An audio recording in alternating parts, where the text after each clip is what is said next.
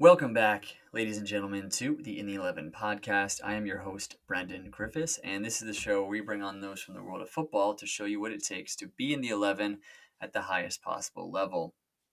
This week's guest, Christian Sacchini, is in the 11, and he is the true underdog story. From playing the game as a freshman in high school to playing Division III college soccer in the United States to now having a career that has spanned the entire globe with trials, tribulations, contracts, and everything in between. He sits down and kind of shares his story with us, and it's one that I don't want you guys to miss out on, so make sure that you stick around and check out his story. Without further ado, here is my conversation with Christian. All right, ladies and gentlemen, we are joined now by Christian Sacchini, all the way from Kazakhstan. And I was asking you beforehand what brought you to Kazakhstan. So why don't we, before we even jump into your story, your footballing career, because I'm super excited to do that, and thank you for joining us today. Why don't you kind of give us the information on what brought you over to Kazakhstan? So as of now, my parents have been living here for almost a year. They moved here in August of 2021, and they both work in the U.S. Embassy here.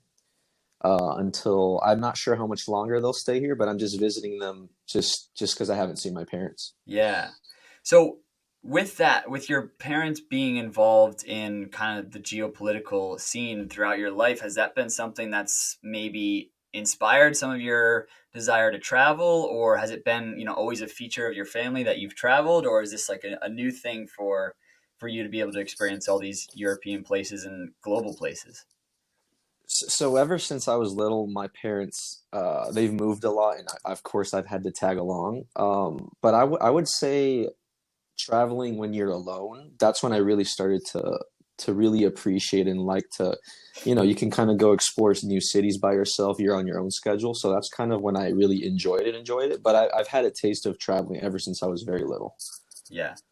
What are the pros and cons versus traveling alone and traveling with another person, right? Because it was something that I experienced when I was in Germany or Denmark or different places. Is I would see these new cities, like you said, I'd go and explore a new city. Hmm. I'd be in Frankfurt or I'd be in Bremen or something like that, and I'm seeing all this amazing architecture, this culture, everything like that. And kind of my tendency I felt at certain times was to want to turn to somebody and be like, wow, isn't this amazing? And then I realized like it's just me out here walking these streets and seeing all these things. What did Yeah. what's your kind of experience with that? Well, I would say traveling by yourself, you're just like you're at your own free will to make any decision whatsoever that you want to go see this, Mm, like you just do it. Like you don't need like a second opinion or have to kind of depend on another person's schedule. So that's always nice. But also like traveling together, whether it's family or friends, it's like great company. Like you can, like you said, you can make comments about, share thoughts and comments about what to do or like what you liked. From a financial standpoint, it's definitely easier traveling with a friend or family, of course. So yeah. that's definitely better. Um, if I could like have a preference, one or the other, I think I would still pick traveling alone, just because I like the freedom of just doing whatever you want whenever you want. Yeah. I think it's also you've probably, and I don't mean to speak for you, but you've probably grown accustomed to Hmm. it being a footballer for the Yeah. past couple of years because Hmm.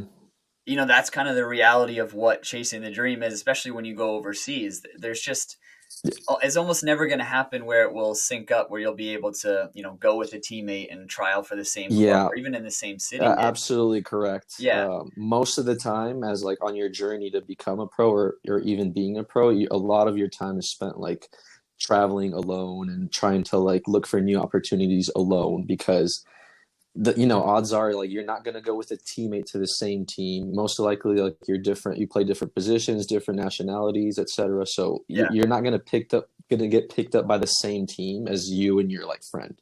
That will the odds of that to get signed alone, just you. That's like a miracle.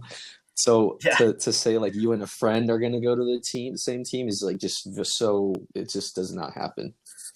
Did it seem kind of like polar opposites when you experienced college soccer in the US to then go to the pro game and especially the pro game overseas? Because I remember, for myself, like college is this such unique thing, especially in the States for sports. Like some of these guys you're with for 4 years and you spend almost every minute together with academics and athletics.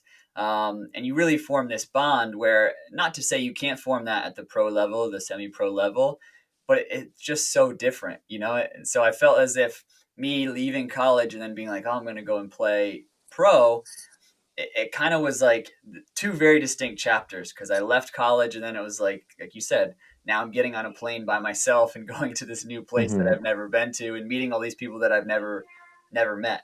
What was Hmm. your kind of experience like that when maybe comparing and contrasting college to then now it's time for me to go and chase the dream a little bit? Yeah, so college is a whole different feeling than going on your own for to go chase the professional dream.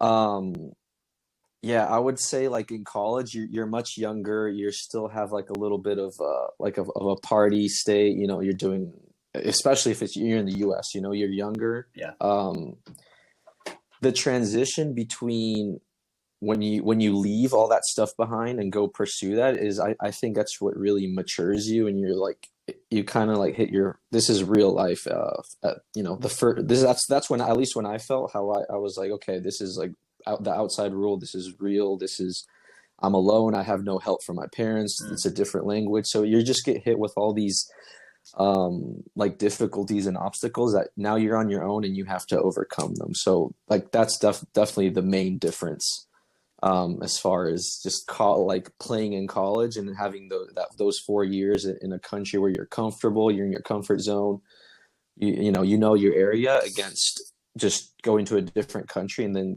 like stripping yourself of all that comfortness. Yeah. So tell me a little bit about your college experience, both on the academic side, maybe, and the athletic side. I see that you went to Hmm. Concordia University. How did you come across this program? What made you choose it? And maybe if you can sort of summarize what your collegiate playing experience was like. Yeah, sure.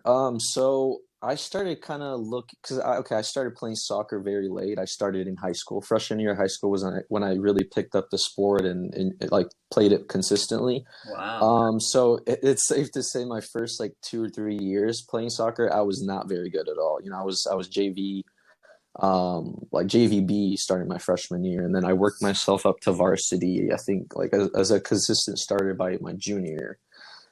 So I would say junior and senior year, I definitely had help from my dad and myself, like looking at schools, and like picking, what like obviously academics at this stage of where I was going. I was thinking academically what I wanted to study and all that. And then, towards your senior year, you start kind of narrowing down realistic possibilities. Sometimes you get like denied from colleges you want. Of course, that's completely normal. And then Concordia came into the picture kind of like I think it was like the spring semester of my senior year. So like kind of very late. I just visited the campus. The coach I went to a combine, and I don't know if you know St. Edwards is a Division II college in Austin, Texas. Okay. And I attended it, and like a lot of coaches in the Austin area go watch as well. So after I attended that, the Concordia University men's soccer coach came to me. He emailed me, and then he asked me if I would like to, take a tour of the campus and see, if I liked it or not. So I did it. I fell in love with Austin, the city. The campus was beautiful. It's a small private college, like like on a nature preserve. So, and it was pretty new also. So like the facilities were very nice, etc. So I was just like on board. I was like, of course I want to come here. As far as like to summarize my 4 years there, every year I had a different coach. So that part I definitely did not like. Yeah. So it's hard to kind of, every coach that comes in wants new players, wants different style. So our freshman year, we my 4 years there, we never made the conference playoffs, which means if you played NCAA, we never made it, but we were very close, and we definitely like we had our good years, bad years.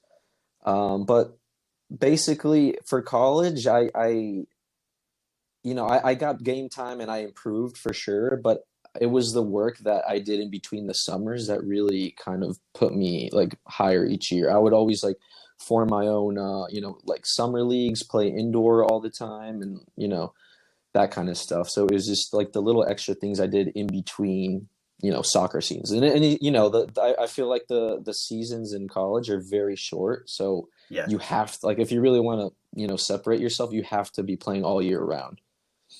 Absolutely.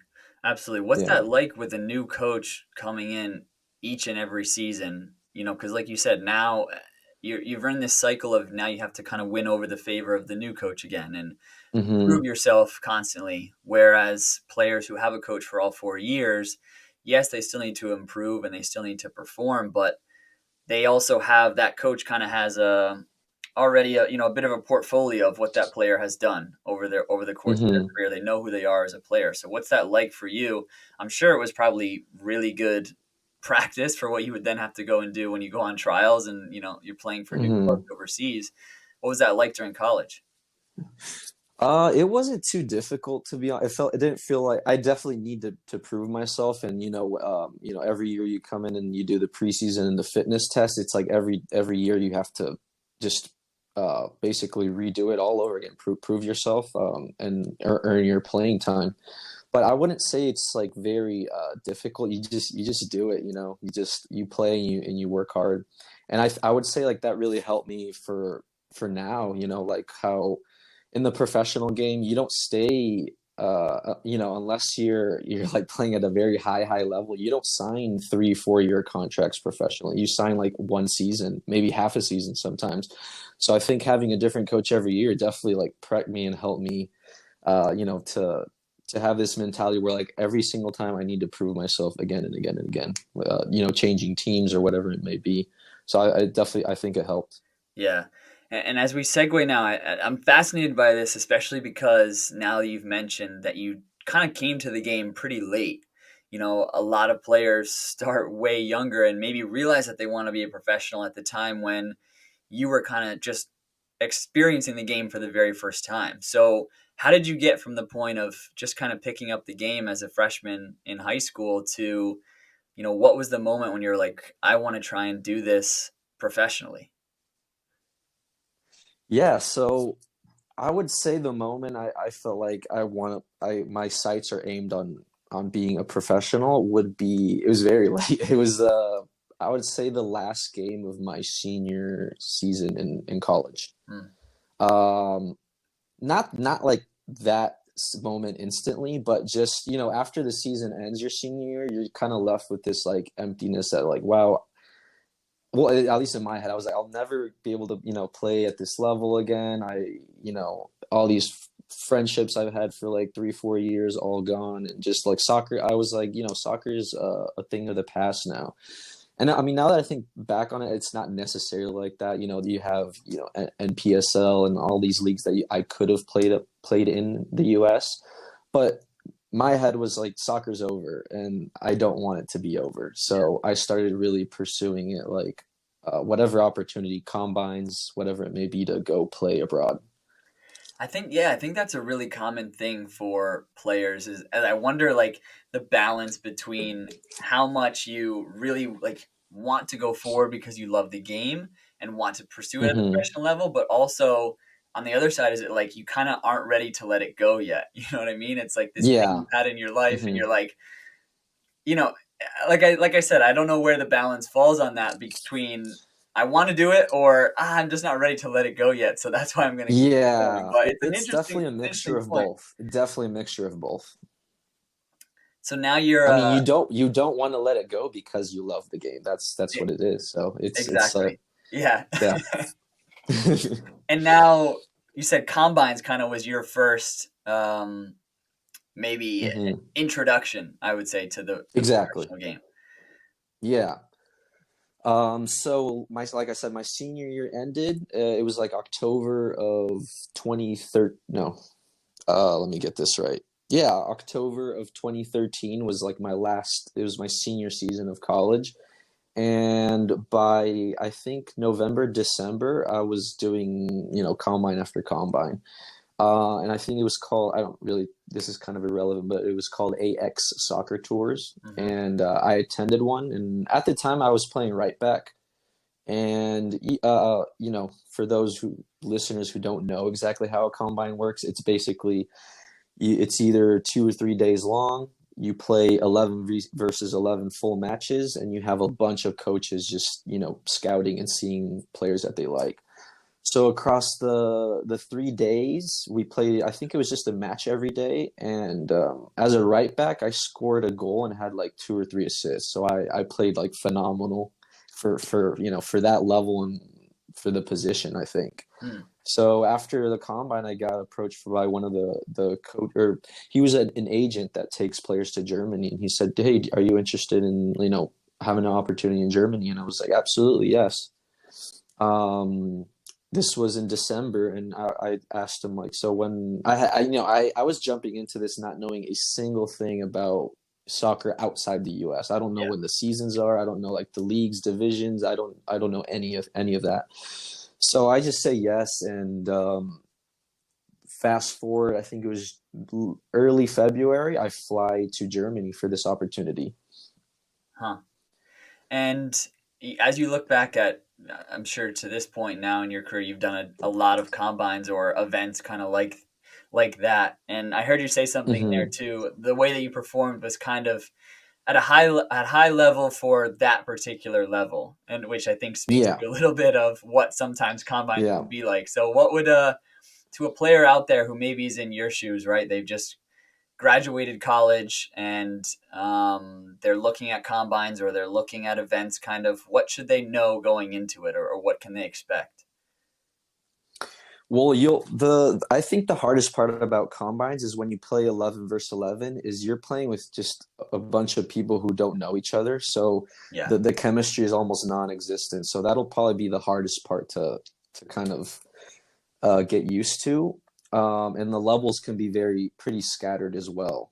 So I hate to say this, but sometimes it could be luck. Sometimes you could be on the good team where like the players are a little bit stacked and like the chemistry just like falls in really well, or you can be stuck on a not so good team where like you can't string passes together, you can't even show yourself what you can do. So with these combines, it's a little bit of luck, it's a little bit of of course your ability and what you can do, and then having those moments where you can maybe catch that like the eye of a coach. So it's there's so much luck involved, to be honest. Yeah. And it depend. I don't know how they are now, but the amount of players that go to these, and like, not to discourage anyone from doing this, it's like the odds are just very low to get. Oh, you're going to get a professional contract from going to one of these combines. The odds are just very slim. But that's not to say that could help you. You know, it could be a stepping stone to like a semi pro team, because that's in my case. I went to a semi professional team in Jordan. I didn't immediately go to a professional team from this combine. It was just like a stepping stone. So that in that way, it could definitely help you.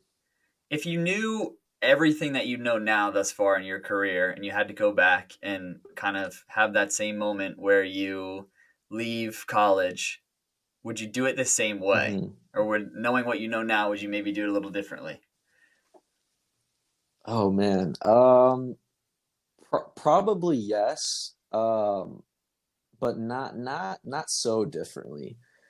I would say differently, in like, because there are times where you get, with these choices of like which team should I choose, or should I, Mm, basically I would have liked to stay on a team for, instead of just hopping every 6 months, like half a season, like trying to go higher. I would have liked to stay on a team longer to kind of establish yourself more, and then maybe jump to a higher division in that same country. That's probably the only difference. I felt like I maybe hopped around different countries a little bit too much. gotcha. And like you said, was it just in the chase of getting to a little bit of a higher level each time? Exactly. Yes. Yes. Yeah. Yeah, I think I There's kind of nothing fell wrong with victim to playing that in the too. same like league an extra half a season, or maybe if you come in at the half season, like a full season, just to like really establish yourself. And because also, I mean, I did it, the power of like, people talking and people watching your game, like if the longer you stay in a league or a country, like you will, if you're performing, you will get noticed. So that's how I mean when I say like I moved around too much. It didn't give me time to like really get noticed in that league or country I was playing, for like opportunities to kind of come.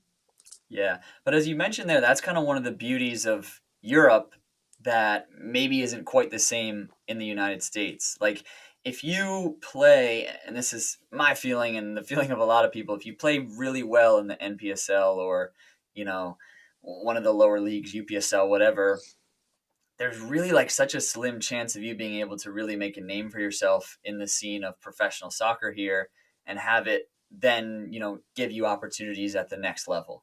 Whereas, like you said, if you're in, even if it's a small kind of little village in Germany, but it's, fifth division, sixth division team, and you can do well, one, there's just the Hmm.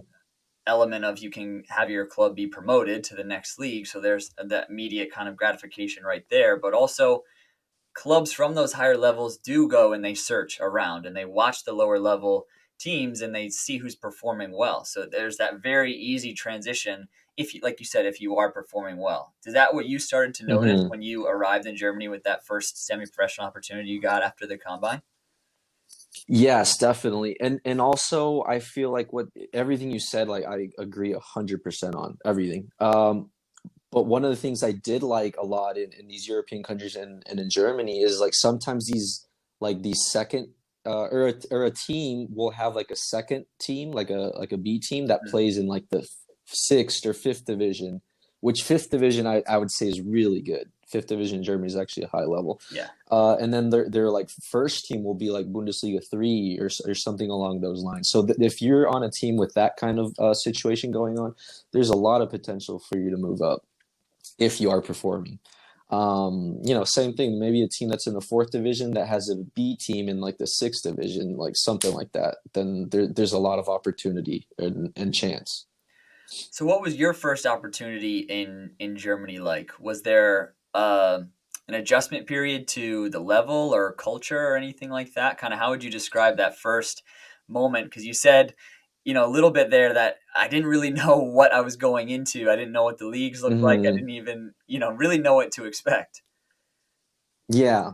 So the for sure the biggest shock for me was just like the culture and the culture and like just everything, like the streets, how small like some grocery stores are, having to walk to Wait, give me do an example because laundry and I like think all I those know kind of things. what you're talking about.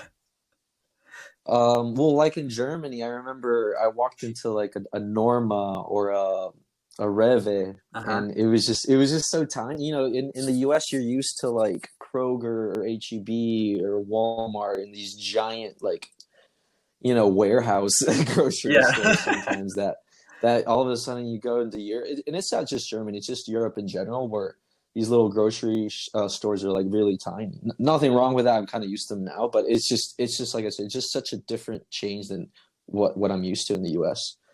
Yeah, Um, and I was gonna say that the thing that popped in my head as soon as you said just walking the streets that I noticed was so different, especially Germany. Denmark mhm, was like this too. Um, I think I've said this before, but you know how in the States, usually, like, let's say two people are out walking their dog, right? And they walk past each other on uh-huh. the street. They'll probably like nod to each other or say hello or something like Yeah. that.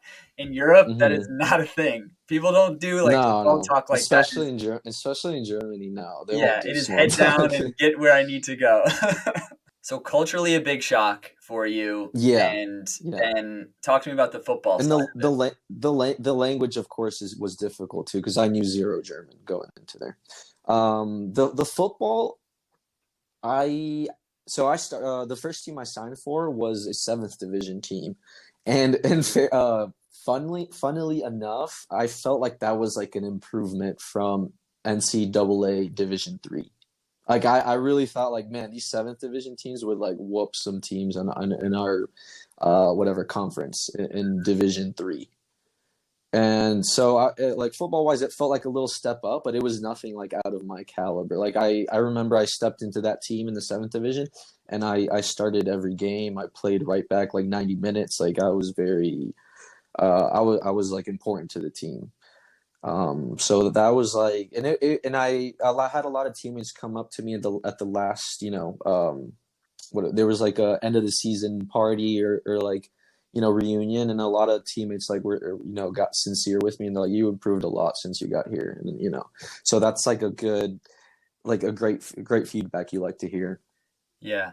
So when you're in that club, when does it start to or let me ask it in both ways here. When does it start to kind of click for you that you need to start looking at the next opportunity, and kind of what then do you do to make that opportunity happen? Because your first opportunity was via the combine, right? So then, like, how do you go about getting that next one?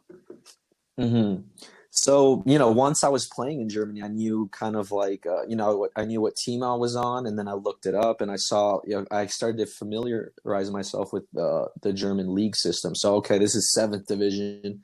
Professional is like, Bundesliga 1, 2, 3, and Let's take a quick break here to talk about support for the In the 11 podcast is brought to you by Manscaped, the best in men's below the waist grooming. Their products are precision engineered tools for your family jewels. Manscaped's performance package is the ultimate men's hygiene bundle. Join over 4 million men worldwide who trust Manscaped with this exclusive offer for you, 20% off and free worldwide shipping with the code 11 at manscaped.com. Now, if my math is correct, that's about 8 million balls. So listen, gentlemen, here's the deal. The Performance Package 4.0 has arrived, and it is a game changer, right? I know we got a lot of ballers that are listening to this show right now. We got a lot of coaches that are listening to this show right now. And I'm sure you're saying in your training sessions, I'm sure you're saying in the games, we got to take care of the ball. Why would you not be applying that to your below the waist grooming as well? You got to take care of your balls as well. Luckily, the Performance Package 4.0 and Manscaped is here to help you. So first off, we've got the Lawnmower 4.0. It is the future of men's below the belt grooming. It's got advanced skin safe technology. It is waterproof. It has a 400K LED spotlight to get you that more precise shave. Say goodbye to the mess all over your bathroom floor. You can bring it in the shower with you. Like I said, it's waterproof, got the light, everything. No more mess. Easy. Done. Right? Same thing goes for your weed whacker, the ear and nose hair trimmer. You've got that proprietary skin safe technology, which is going to help reduce nicks, snags, and tugs. It is also waterproof as well. Now, when it comes to your men's hygiene routine, when it comes to your ball routine, yeah, we got to talk about it, guys, because you got a routine for everything else, right? You've got a pregame routine, you've got a postgame routine, you've got a recovery routine, but some of you might not have a routine for your balls, and you got to change that. So you got to get the Crop Preserver Ball Deodorant and the Crop Reviver Ball Toner. You don't want to be that one, right, that comes in after the match and you've played 90 minutes, maybe you played well, maybe you bagged a goal, right? And it's just an absolute jungle down there, and you're trying to clean, and it's just, it stinks, and no. Gone are those days, right? And who knows? You got a special someone, came out to see you play, right? Maybe you bagged a goal, maybe you got a clean sheet, maybe it was your debut, right? You want to be ready, because I don't know what's going to go down after that game. That's up to you. Now, with all of that good stuff that I've just mentioned to you there, Manscaped has also hooked you up because in the Performance 4.0 package, they have also thrown in some extra goodies for you. They've thrown in the Manscaped boxer briefs, and they've thrown in a Manscaped little travel tote bag for you to carry around all of your Manscaped products. So you're on the road, you've got an away day, you're on the bus, you've got something, and you're equipped to bring all of your products with you on the road. Time to take care of yourself. Your balls are going to thank you. You got to go to manscaped.com. You'll get 20% off and free shipping if you use our code here at In the 11 Podcast. Use code 11, ELEVEN, to get 20% off and free shipping. So that's 20% off with free shipping at manscaped.com and use code 11. Unlock your confidence and always use the right tools for the job with Manscaped. You're saying how you first got to the team and kind of figured out what the level was and where they're at, and then Yeah. you were Okay. staying Yeah. professional So with one so kid, once I right? Yeah. knew where the team I was on and the level is on in the grand scheme of things in the German soccer league system, I started talking to my coach, like, because I played for so the team I signed for had a first team. I was playing for the second team. The first team was in the fifth division.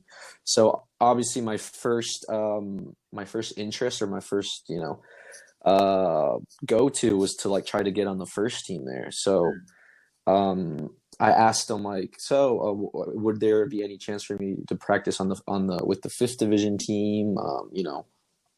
Like looking at how I did, and the coach was like, for the B team, he said, um, you're a great player, but I think you're not still at the level to like play on the first team. And I was like, okay, yeah, like, respectfully, I understand, no problem. So yeah, after that, that was like my first, like, okay, no, I guess denial, or not failure, just like a solid no, like, you're not at the level. Mm. I reached out to, I don't know how, I think just through mutual friends, because I did meet other Americans playing, and I asked them, like, if they had agents, and like we shared, he gave me an agent's number, a friend of mine, and I contacted him, and then at this point, I was kind of, this was like, so the season ended, and I was looking for next season, and I did go to Frankfurt. I traveled with the team in Frankfurt. I traveled with the team in Stuttgart, and I traveled, or I yeah, I what's it called? I did tryouts with various teams in the preseason, but then I went back to Nuremberg, which was like the first city I started playing in, and I signed with the sixth division team in Nuremberg, so in the same city I was in. So I did manage to find this team through, it was through a teammate. One of my other teammates on the team I was on, he knew the coach for the sixth division team, and he was like, "Hey, if you want to, I can put in a good word for you, and yeah, see what happens." So I went, I trialed with this team, I did good, and they they wanted to keep me. So the next my second year Germany, I played in the sixth league, and I played with this team in Nuremberg. Mm. So it's just through mutual friends, coaches, reaching out to agents. This is all this is the part of soccer I've never liked, and I've always, like, I'm kind of shy. I don't like asking for help. I don't like, hey, I don't like, I like doing stuff by myself, but it's like a must. You have to, like, send your CV, spam it. You have to talk to people. You have to talk to agents. Like, if you don't do that part, you could be a great player and you can end up not having a team. It's just the reality of soccer. Yeah, no, it's so true. That's kind of just what I Yeah. was about to ask you is, I know you said you've worked a little bit with, obviously now at this point in your career, you've worked with agents before, but especially for that early part Hmm. in your career, I know I found like that agents were able to help to an extent, but like a lot of it you can kind of do on your own or through reaching out to the friends that you have, the connections that you have in your own network without really having an agent go and do all the work for you. So, what would you kind of say, Yes. like, in terms of somebody that is thinking about getting an agent? Like, when does a player really need to have that serious conversation about getting an agent, you know? Hmm. It's hard to say when you need it, because it depends how good your connections are with coaches or with friends. Because I'll we can talk about this later, but I've literally had an opportunity come up in a first division team in Colombia, just because my dad's friend from work knew the president. and Yeah. and like, that just kind of fell, like, it's my dad. My dad's like, "Oh, I talked to my friend about you, and he said he knew that, like, would you like to go train with this team in the first division in Colombia?" I was like, "Yeah, of course." So, obviously, an agent would not have been able to do something like that. Because, like most agents out there, they will not be able to truly, like, place you with 100% success rate, and like, oh, boom, it's that easy. But they can help you, at least put you in touch with teams, and send you on a tryout to a team.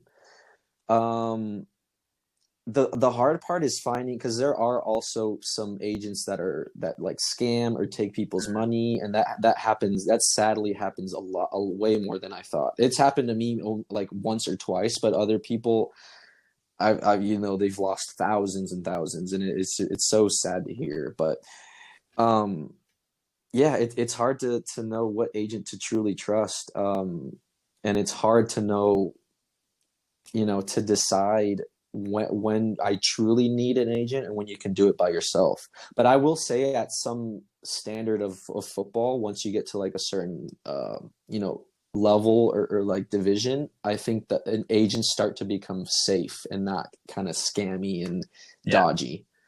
I will say that. Yeah, I think it kind of becomes more when you, like you said, when you reach a certain level and that agent knows that whatever salary or contract you're going to be on, that they're at least going to be kind of They can benefit guaranteed, from it. yeah, their money. Yes, yes, What were some of the exactly. experiences that you had where, it kind of led you to be maybe a little bit untrustworthy of an agent? I know you mentioned those one or two times where you Hmm. maybe kind of got scammed a little bit. I've had a lot of experiences where, usually it basically comes down to this. I guess to answer my own question is, if someone's promised you something that just seems too good to be true, it probably is too good to be true. Is that Yeah. your experience? Yeah, yeah. I had an agent that promised me, dude, I can get you second division in Portugal. I can get you first division in Qatar. Like all these things. Like I know he would just always say, like, I know all these people, I know all these connections, and I'm like, okay, okay, I'm glad you know all this. Like, so what's the deal? Like, am I gonna go somewhere? And he had me just like with question marks above my head for about 2 or 3 months. Uh, And I had to like say, like, hey, the transfer season is closing in a lot of parts of Europe. Like, I are we gonna make a move or not? And then he just didn't answer me, and then I just like I did my own thing. So that was one experience with an agent that just was not good. I didn't get scammed for money, yeah. or I didn't like pay him anything, but still, like being left with nothing when there's like weeks left in the transfer window is like, it's almost just as bad, Yeah, for sure. Was this at the point when you were in your second club in Nuremberg, or was this even after that? No, this is way after. This is probably 2017. This is actually after I went to Colombia. Gotcha. I'm not going very chronologically in time, but That's yeah, okay. That's sorry okay. about I'm curious that. about the Colombia story though, because I know Hmm. obviously, Germany, Sweden, Thailand, those have been some Hmm. of the big three, but I'm sure there's been other places Yes, as well. yes. So Colombia, tell me about this. Yeah, so Colombia was, I never signed there. I didn't play official matches. It was a month-long tryout. And like I said, my dad had a friend, my dad's roommate in college. He lives in Colombia, in Bogota, and he knew the president of he was very good friends with the president of a first division team in Colombia. The name of the team was called Deportes Tolima, and that for sure, I would say, even to this day, was the highest level I've ever experienced, and it was amazing. Yeah. Um, yeah, so first division in Colombia, I would say, is probably around MLS, or probably better level. And some of the players that were there, like, were just incredible. I think from that team, that the in 2017, that roster of the players I was with, two of them played in the World Cup in 2018 in Russia, and then one guy currently plays for Boca Juniors, number 22, and yeah, that level was just incredible. Um, yeah, and you can definitely tell like the difference.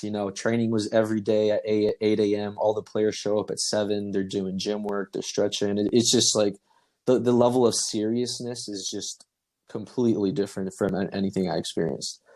Um, the facilities or the pitches were just absolutely perfect. The coaching, the drills, everything. It's just everything that you just experienced in a normal team is just taken up to a very high level. And Yeah. it was an honor to be able to do that for a month. How do you feel like you fit into that environment, or like what were the things that you take away from that experience besides the fact that it was, this really cool experience for you to experience on a personal level, Hmm. maybe from the football side of it? What did you kind of glean from that? So immediately the first things you start thinking to yourself and comparing is like, where am I compared to this team or this league or this level? Yes. And I'm very honest with myself. I didn't think I was at the physicality, like strength or yeah, mostly strength, because like I'm naturally, I've been like, speed is probably one of my best qualities, and I didn't feel like I needed to be faster at that level. So speed wise, agility, like quickness, like I fit in just fine. Um, I would say short range passing, like rondos and all that stuff, I did fine. But once it gets into like, receiving a ball with your back to like to like a defender, that was very hard, because they would just freaking just run through you. It was very hard to like, that's why I said strength, to like shield the ball, or kind of dribble with like confidence and go through people without just getting like just destroyed. Yeah. The physicality is just a whole nother level. And yeah, and I guess the technique, for like shooting and like very have clinical finishing. I would say that I was definitely not up to par with that, but and defensively, since I've played defense my whole life, I definitely stood my ground, and I think I played great defensively. But no, like if you want to be on a team at that level, you need to, and if you want to get signed for a team, you need to be exceeding, or you need to be like a standout player. Realistically, a team isn't gonna. Let's take that whole scenario for example. That team would not have signed me if I wasn't like a possible starter, or like a contributor player to like get minutes, or make a difference. And I'll be honest with myself, at that time and at that, the team that I was with, I was definitely like, I would probably been like a bench player to like 0 minutes, but nonetheless, I could like maintain, and I wasn't like holding the level down also. Yeah. And especially So too, those experiences are always like very like eye opening, and let you know where you're at with, you know, the level. yeah. That's what I took away most from that experience. Yeah, they're the best things to help you really gauge where you're at, because if you keep going into Yes. environments where you're kind of near the top of the group, or even if you just are Mm-hmm. consistently starting, you never really have that. Everybody needs that one moment or that one trial where, oh, okay, I'm not here yet. Then you kind of can readjust Mm-hmm. and go from there. And the other thing I would mention too is I imagine there's probably an element of it being more difficult for you to sign with that team in Colombia because you're a foreigner, right? You're an American. Yeah, yeah. If they look at Mm-hmm. it and they say, well, he's okay, but we have a Colombian who can kind of do the same thing. It's kind of like a no brainer for them. And I wondered too, the way you were describing the Yep. trial was, did there ever feel like an element of that of within the guys within the group of maybe they're going in a little bit harder on a challenge, or they're pinging a ball into your feet just with a little bit of extra Yeah. zip on it. Probably in like, in like you said, like going into challenges probably a little bit harder, but like outside like the players are so nice. I speak Spanish fluently, so it was not very difficult, like as a transition to the communication. There was no problem there. So I mean, outside of training, I would hang out with the guys. They were really nice to me, like getting to know me wherever you played. So I don't feel like it was like, oh, he's a foreigner, like we don't like him, like let's go hard. It wasn't malicious. That's what I mean. It wasn't like with malicious intent, but it definitely felt like, maybe it's just because I've never played against people like that, physical and that Yeah, strong, that I felt that way. But it didn't really feel malicious to me. good. Because I know for some players that they can have a different experience with that. I've definitely heard stories of that. Yeah, yeah, that's definitely, it can go. I really think that if I didn't speak Spanish and I was just 100% like, oh, English, then things could be different. Absolutely. But since I spoke Spanish, and I could be like, I could laugh with them, I could make jokes, like that part went away. So that's why I say you're right. It could totally be a different scenario if I didn't speak Spanish there. Yeah. So I'm curious then, with you having that background in Spanish and being fluent, was that something that you kind of looked towards, maybe countries where you could assimilate just that much easier? I mean, obviously, I know the experience that you've had. Um, I imagine, since you said you didn't speak German, I imagine you don't speak Swedish, and I imagine you don't speak speak Thai. So, was that ever something that No. you kind of considered? Like, what if I go to Spanish speaking countries? Yeah, so I currently have like we said in the beginning, I'm gonna play one more season in Thailand for sure, and then after that, I have set my sights and I want to play in an English or Spanish speaking country for my next team. That's you know we'll see how possible it is later, but that's definitely a desire of mine in the future. In Europe, it wasn't so much as of a problem because in Germany, I'm sure you've come to know, probably Denmark, Sweden, all these countries speak very well English, and everyone, almost everyone knows English. So it's not the language isn't too much of a barrier there. But in countries like Romania and Thailand, and countries like that, then it becomes an issue. So what's the experience like now in Thailand with the, if we just talk about the language kind of part of it? Hmm. Because I think that would be a good piece of advice maybe for players that do go into a country where English isn't quite spoken at the proficiency that it is in Germany or Sweden. How do you navigate that? Hmm. Um, well, with the coach, luckily the coach did know some English, so I could speak with him a little bit about tactics and what he wanted me to do when he would put me in games. But as far as the players, it was very difficult. It was like a lot of sign language. It was just it was very hard in that way, like to communicate with them. Yeah, that was I don't know what else to say. I could say like pass or I could say like very basic commands, but yeah, I mean, I think what really kept me or what made players kind of because I was towards the end of the season, I was very well loved by the team. I think I'm like a likable person, so it the communications only reach a certain level. Like we can only have a certain limited conversations, but based on like personality, on just like kind of just like how other people are, they did kind of like care for me. They liked me and they treated me well on the team. Because there was another guy on the team from Argentina, and it was just the complete opposite. He could speak Thai a little, like I would say, much better than me, but the team did not like him, and yeah, the team did not treat him so well. They would go in Hmm. hard in tackles, like we were talking about earlier, and he had a whole different experience than I did with the players, and he knew more Thai than I did. So I would say like my what's it called? My advice for players who don't know the language is just try to be very likable, respectful, nice to people, and that goes a long way, and they'll treat you, good back. Yeah. I think that's the next best thing you could really do. Yeah. And I know one thing that I kind of noticed as well was players really respected if you tried to at least learn a little bit of their language, like even like if Hmm. it was a few words. They Yes. usually respected that you were at least trying. Like especially Germans were Yes. always appreciative of if you tried to speak German, even if it was bad, and they would Yeah. immediately be A like, little "No, no, no, butchered. let's speak English because you sound awful." But it's better than just not trying at all. Yeah, absolutely correct. I agree with that. Yeah, it does go a long way, like really attempting to speak their language. Yeah.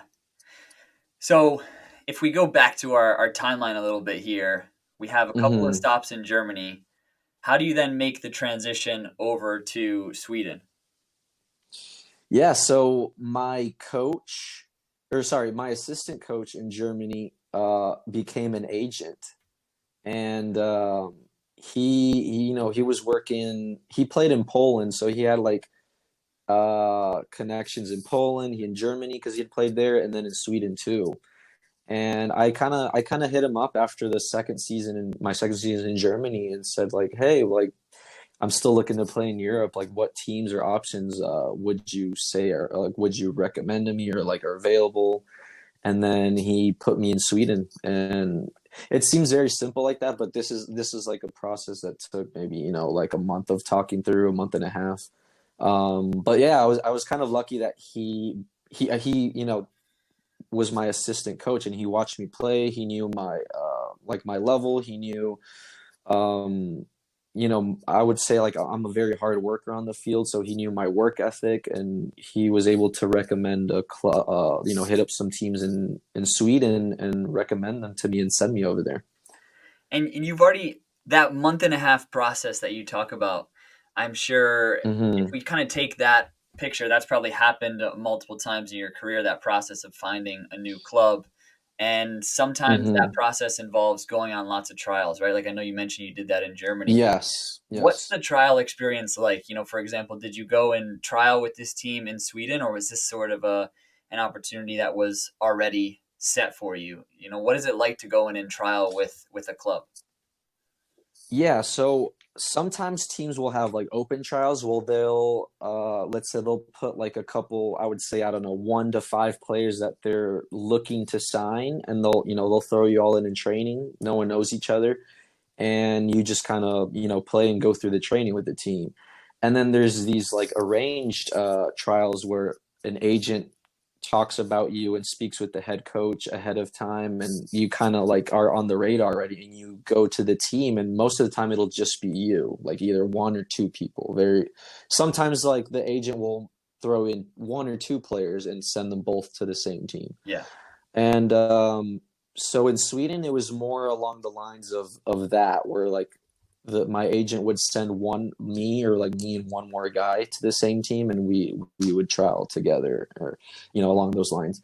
And I think I prefer that. The less competition, the better. It's a no brainer. The higher the less other people there are, the less foreigners that are trying, the higher your odds are to being signed.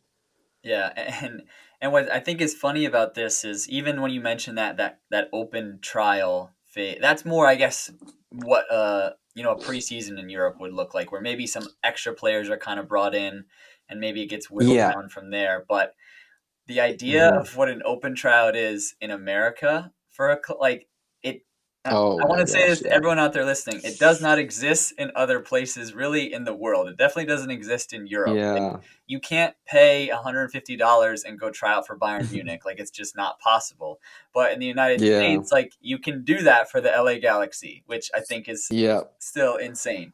So the It's a idea little of like absurd, I agree. 300 people just off the street going in and trialing for a team, it doesn't really happen. It happens more the way that you said, where one player will Hmm. go in, and it's like it's a real trial. You just go in and you train with the team. It's not this Hmm. big event It's where, not 11 versus 11 versus other trial lists. yeah, You are being brought in with the teams to see how you fit in, which I think it's a way better system.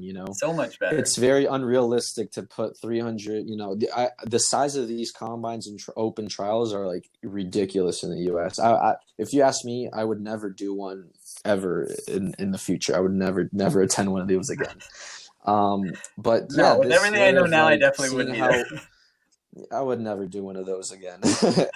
um, it's definitely a way better system just to put in like 1, 2, 3 players to see how they fit in with the actual team. That's what matters the most, is how you can integrate into the team and how you perform with them, and how you can help. So that way is just way more. It's better. It's a better telling of how well will this future player play for me. Yeah, 100%. Because, like you said, if you go in and training that night is like 45 minutes of speed and agility work and technical work, and that's all you do, then that's all you're going to do at that training. There's not going to be like, oh, well, we were going to do this, but now we're going to change because it's trial night. Like, no, you just go in and you Hmm. go in and be a part of their training, whatever their training is. I've Yes. been on trials Yes. before and done trainings where maybe we even played for like 10, 15 minutes where it was actually like 5-on-5 or 7-on-7, and most of the other stuff was Hmm. fitness or it was something else. But like a Hmm. club isn't going to change their plan just because you're coming in for a trial, which I think is the right way to go about it. Yeah, yeah, I agree too. So what was your experience like in Sweden once you trialed for this club and then played that season with them? So when I was in Sweden, I trialed with, I think it was 3 different teams.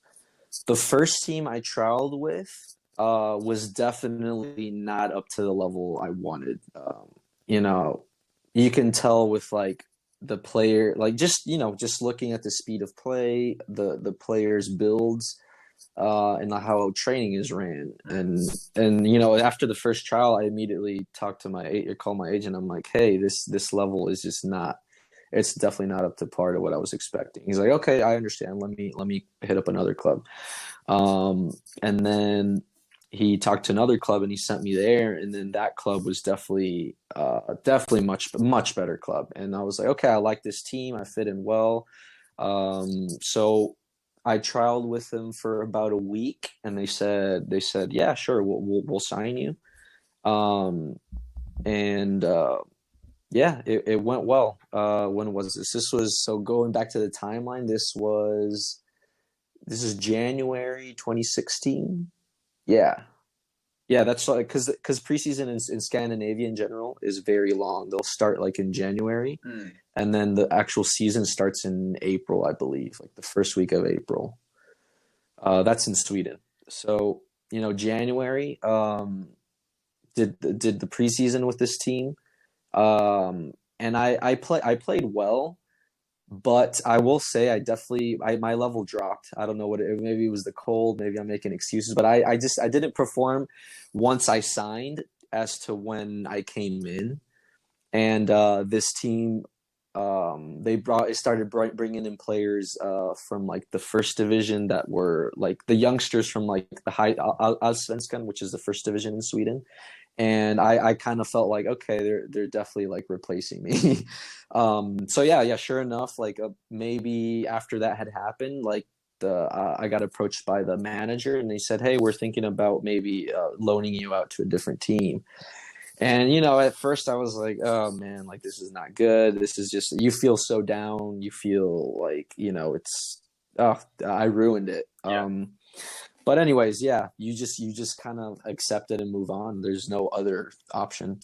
So I was loaned out to a different team, which was it's not the original team I trialed for, and not this team that I had signed for, but like a different team. Mm. And you know, really fast forward, I played the whole season with that new team, and I won Player of the Year. So that was like very gratifying, for to like you can go from like just being so unmotivated or just like not content with yourself to just like you push that aside and then you just play and you perform and you do well. And I still felt like I definitely improved and get recognized at the end for that, and that was nice.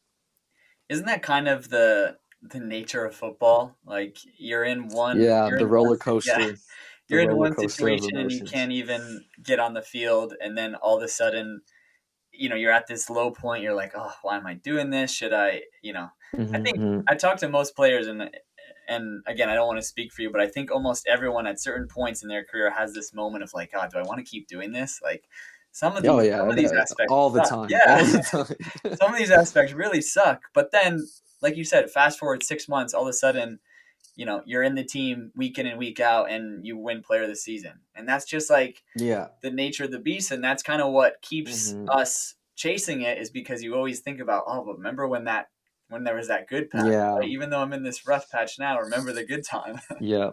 Yeah, yeah, and no matter how bad the bad is, sometimes like when you're like on the very good, it's just like you forget about all the bad, So it's like it's already it's you're here, so and you do know that you can just go down to another low point, but like you said, what about there's always that chance that you can just be right back on top.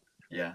And that's what it's also it just makes you feel alive, it's not you're not doing a 9 to 5 where there's no excitement and you just kind of coasting through life. And that's not to shame other jobs or any other professions out there, but that's what's so great about just being an athlete. You have just this roller coaster of emotions and you just feel like you are living. Yeah. Yeah. It's so true. What are these contracts that you're on early in your career, especially when it's Sweden, when it's Germany? Not only I Hmm. imagine the roller coaster of playing and trialing and finding a club is difficult, but also, maybe can you put into context for us what these contracts are actually like? Like, for example, in Germany probably, I imagine, maybe had to find another way to supplement your income, or maybe a club had to help Hmm. with housing or something like that. Kind of because I think maybe players would be interested to know what's it really going to look like when I get over to sixth division Germany or fifth division Germany. Yeah, yeah. So definitely like the financial part, and don't even get me started on the visas and Oh being able yeah. to stay in a country legally. So that's a whole nother thing to talk about too. So most teams I would say at like at least like fifth or sixth division level in Germany, they could give you small salary. Small salary, I'm talking like maybe 500 euros a month. And that's hard to cover rent and absolutely everything. So you will probably need to do some kind of side hustle, side job, something to bring in like a little bit of income. Um, but yeah, most teams at least where I were a part of, they would provide an apartment, and then with that like 500 euro salary. That was kind of like the base. Sometimes I even got we there were contracts I was on where we would get like 50 euros for a loss, like 70 for a tie, and 100 for a win, or like something along those lines. And this is like fifth, sixth division in Germany. Um, Sweden, I actually lived with a teammate, so someone on the team offered me their apartment because like housing in Sweden, or at least the city I was in, was very difficult to find. There was no there was a shortage of housing in that city, and I stayed with the teammate, and I asked like to give half my salary to my teammate to like to cover for letting me stay with them. So that's how I was able to like kind of stay and find housing in Sweden. Hmm. What were some of the jobs maybe that do you have any side jobs or side hustles Oh yeah, along your yeah, I journey? did. Yeah, I did Uber Eats delivery on a bike. I taught English on Zoom. I did that, in Thailand also. Coaching was probably the most go-to and easy one to find since you're a soccer player, and find your clients is probably the hardest part. But you just ask around your teammates like, "Hey, does anyone have like you little kids, like friends of kids that I could coach them, and you have to offer like very low prices, as otherwise, you're not gonna. You just have to kind of take what you can get. Yeah, whatever So you can just get. just asking around, like I said, the networking and the power of like just being able to talk and see who knows who do you know that person who knows that person who would be interested in me coaching their kid. Just that goes a long way. So like it was mostly coaching, doing teaching English online, or I did. This is very, I wouldn't really recommend this, but I did Uber Eats and I delivered on the bicycle. I would not recommend that because that one's it's tiring on the legs. So Yeah. definitely don't do that one. um, so kind of walk me through a little bit how it even came about to arrive in Thailand, because your experience in Sweden lasted a Hmm. couple of different seasons, as you mentioned, with a couple of different clubs. And if Hmm. as we were just walking through there, I think you mentioned this was around kind of 16, 17, 18 period with Sweden. Yes. So how do we eventually bridge that gap and get over to Thailand? Well, before Thailand, in 2018, I was in Australia, and Wow. then that's where I did the Uber Eats because I wasn't gonna teach English over there to anyone. Yeah. What's it called? And then 2019, I was in Romania, and then 2020 is when I arrived to Thailand. How I got to Thailand was before I traveled to Thailand, my parents were living in Moscow, and I was training at this indoor facility. And at the time where I was training here, there was an agency that was running.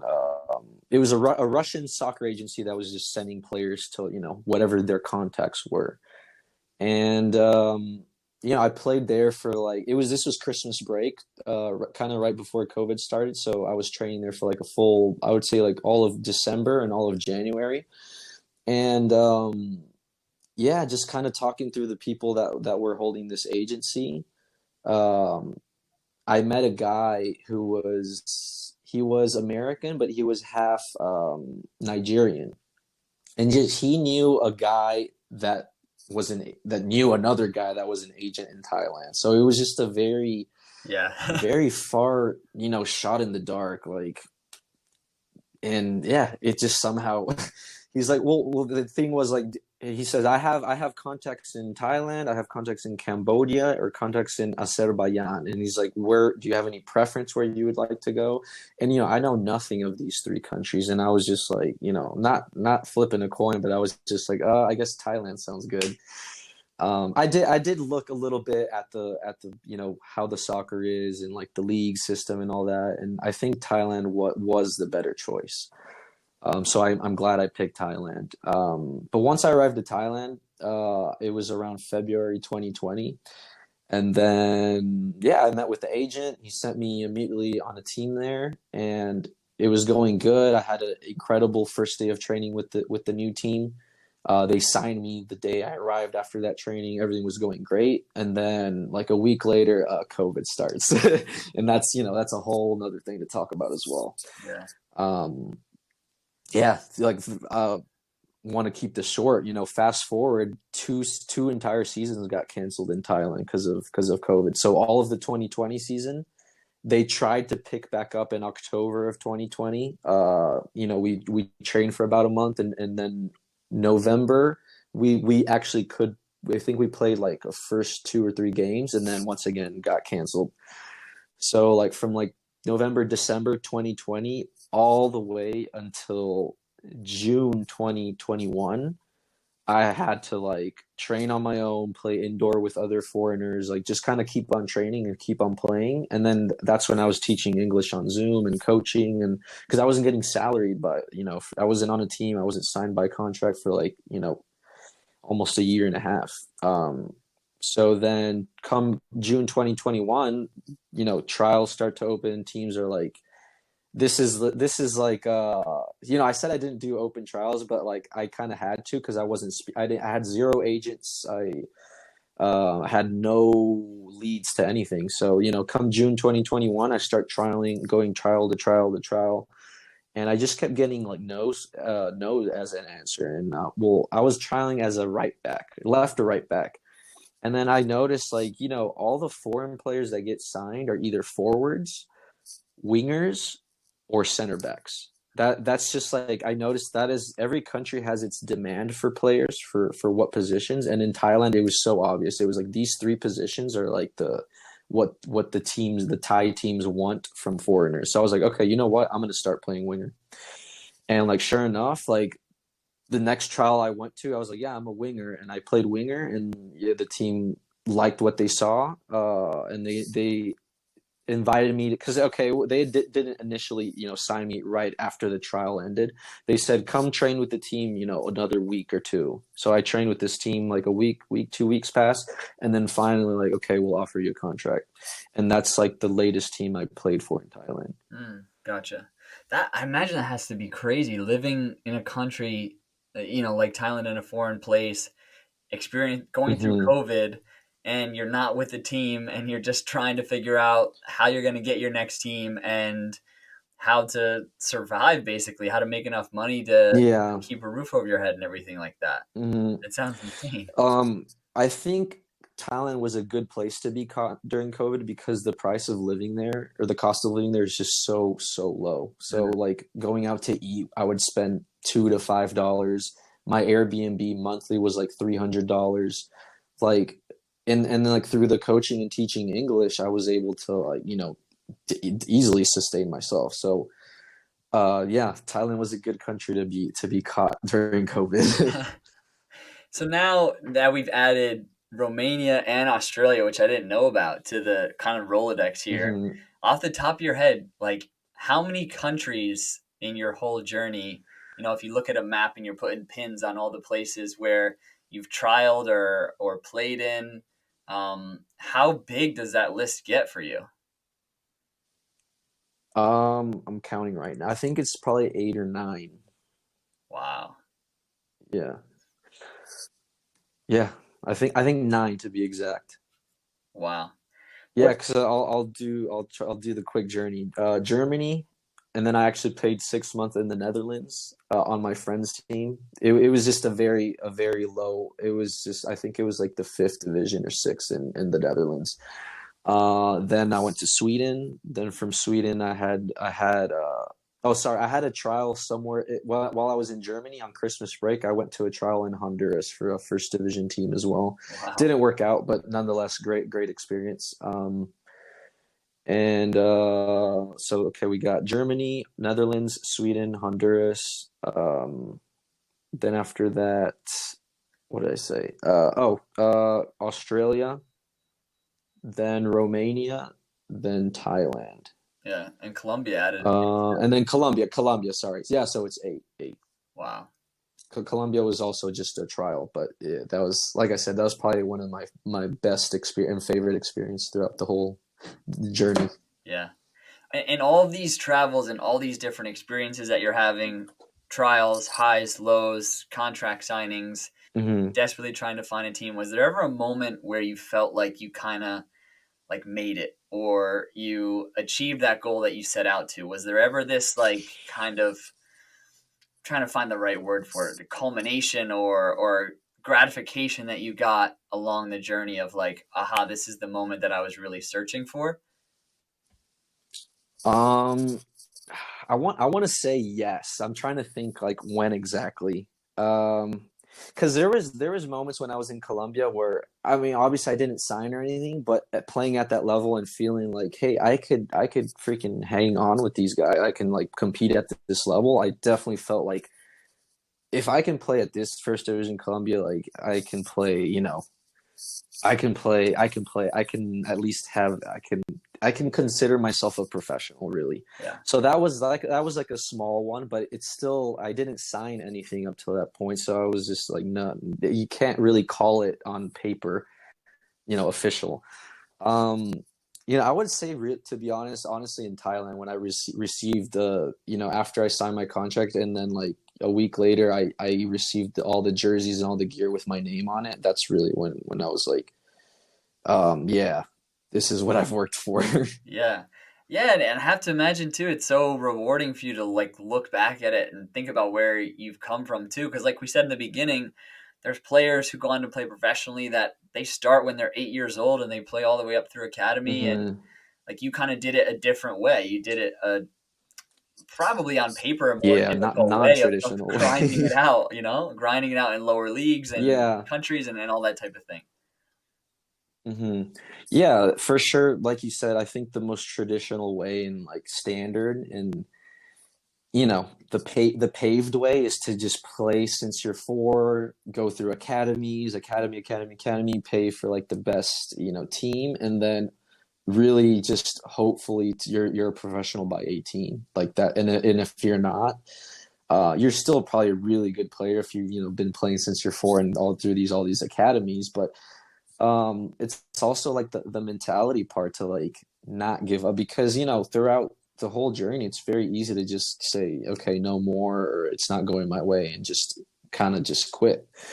But to just like shove those feelings away time and time again after you get turned down time after time, that's a whole nother aspect that I think a player needs to be able to be a professional, or to like achieve that, is like the whole mental side to it. Because the playing should be what comes natural. Like, I don't want to say easy, because it's not easy playing, with people you don't know, with languages you don't know, but it should just feel the most natural. That's what you like to do. That's why you're there. It's like playing is playing, but all the other things that can affect your head and not being in a good place to play, or you're not like into it, that's like being able to turn that off, or to like move past that, is a whole nother thing that just doesn't get talked about enough too. Yeah. What And are like some of those? having support from your family, like Yeah. that too. My parents have been extremely supportive since day one, and for sure, I without them, I would not be possible, for sure. Yeah. What are some of those things that you think about that maybe are the sacrifices that you've had to make in order to have success along this journey for yourself? Like you said, that the process Hmm. of really trying to stay mentally tough throughout this is one that is maybe Hmm. overlooked and is oftentimes the more difficult one than just going out there and playing football. Because at the end of the day, football is a game that we've all played forever. That's not the part that's really hard. Yeah. The part that's really hard Hmm. is the mental side of it, is staying resilient, Yeah. staying tough, Yeah. and battling through That's everything. what I said. Yep. Yeah. Exactly. What are those experiences you So take? the Yeah, so what comes to mind is definitely, you're by yourself for a long time most of these times. You're staying in hotels one night by yourself, you're traveling, you're you know, the whole life you had before you attempted this was just so comfortable and so nice. You had friends, you had your own car, like you had you're in your environment where you speak your language. It's so Life is so easy and simple. You see your parents, your family's close by. You're not on different time zones. Like, just the list just piles up so fast. Yeah, we're doing all this stress with the visa, like how long you can stay in a different country.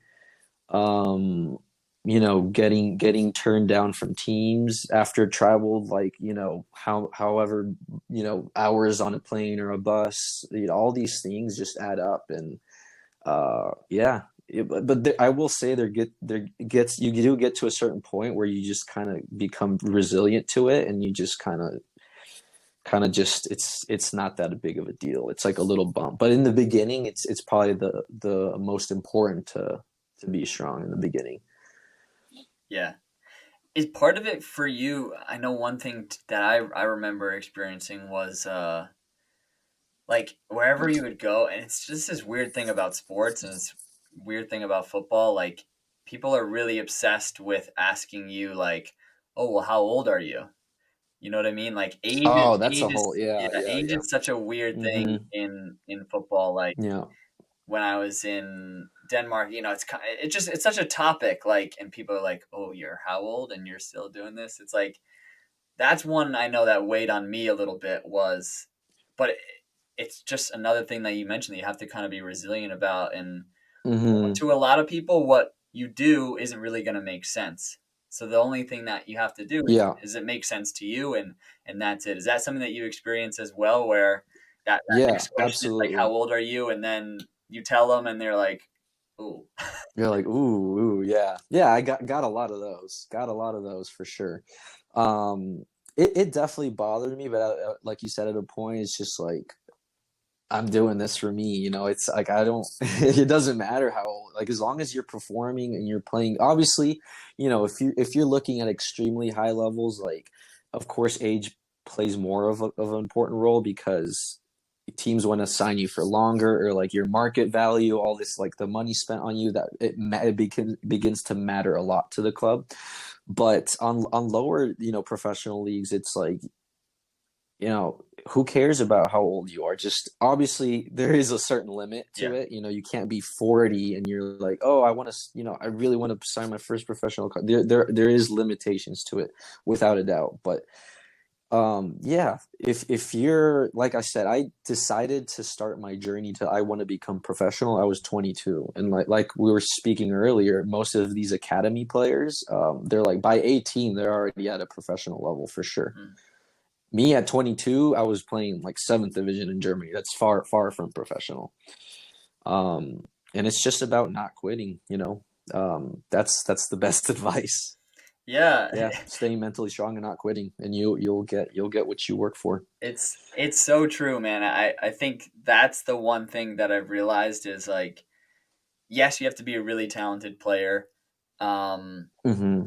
but I don't know necessarily if someone was asking me like, "Oh, what's the most important thing to like becoming a pro?" Like, I don't think I would say talent because No, I wouldn't there's either. talented players. I've Yeah, seen so many great, talented players become nowhere near the professional level, or like what it really takes to maintain it, even yeah. nowhere near. At the end of the day, it just comes Nah, down to how many no's will you take, and are you willing to yeah. just keep showing up and keep not quitting and keep not quitting? Like that's it. Yeah, the consistency and the mental resilience. If you have those two, if you have the consistency and the mental resilience, you're gonna be training consistently, improving consistently. You're not gonna quit whenever you have setbacks. You're not gonna quit whenever something goes wrong. So if you have those two checked off, everything else will take care of itself, really. 100%. 100%. And you mentioned it a little bit there in the beginning, but now as you look towards this upcoming season in Thailand and maybe even beyond that, Hmm. what are some of the things that you still have on your maybe your football bucket list or the things that you're trying to get from your career?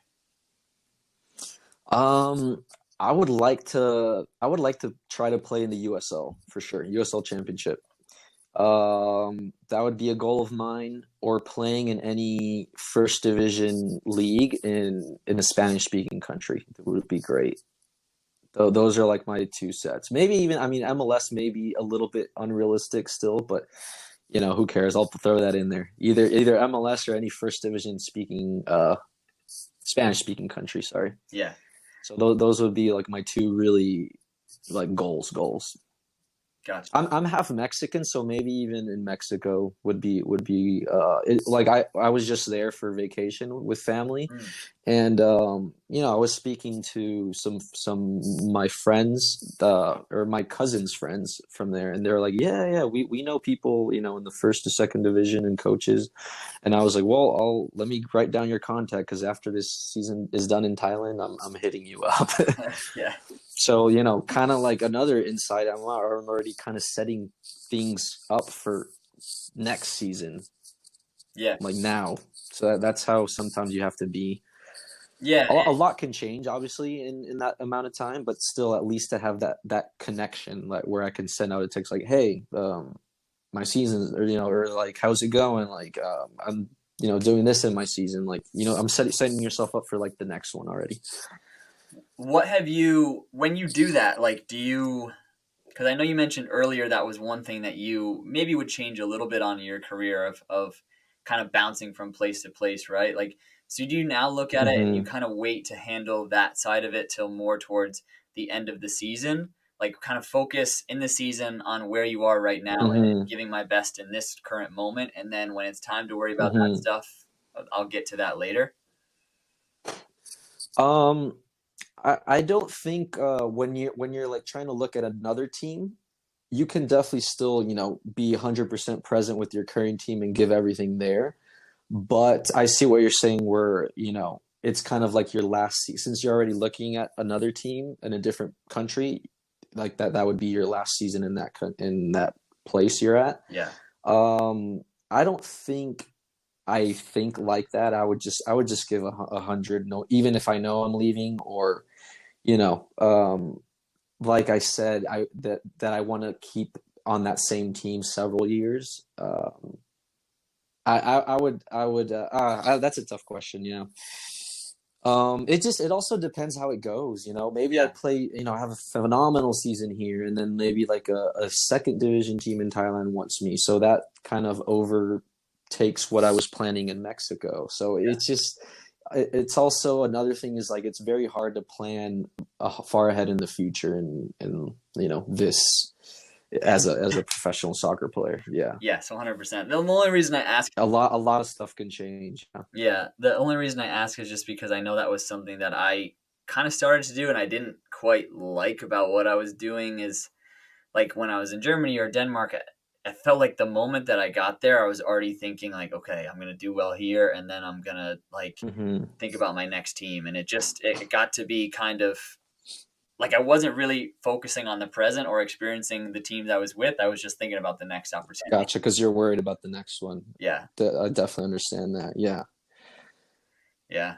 Well, Yeah, my phone is on 2%. I apologize, and I do not see a charge. oh, you're good. I was just about to wrap Um, up anyway. So okay, I okay. appreciate you so much for taking the time, and I wish you all the best of luck.